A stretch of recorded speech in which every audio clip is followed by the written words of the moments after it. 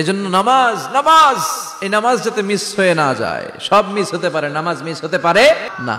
আল্লাহ তুমি বুঝার তৌফিক দান করো।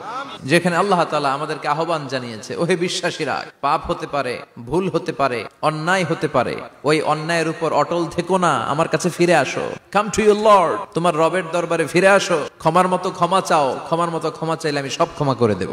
সুবহানাল্লাহ পড়েন। রব্বুল আলামিন বলেন, ইয়া আইয়ুহাল্লাযীনা আমানু তুবু ইলাল্লাহি তাওবাতান নাসুহা। ও বিশ্বাসীরা, ভুল করেছো, অন্যায় করেছো, পাপ করেছো, জুলুম করেছো, আমার কাছে ফিরে আসো, ক্ষমা চাও। ক্ষমার মতো ক্ষমা চাইলে সব গুনাহ মাফ করে দিতে পারে কে?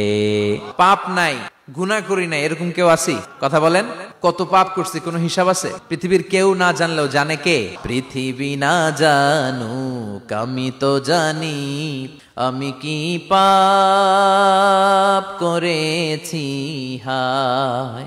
আমার পাপের করলে বিচার, বাঁচার আমার নাই উপায়। দয়াময় প্রভু মাফ করো আমায়, মাফ করো আমায়। পড়েন আমিন। আমাদের পাপগুলো ক্ষমা করে কে?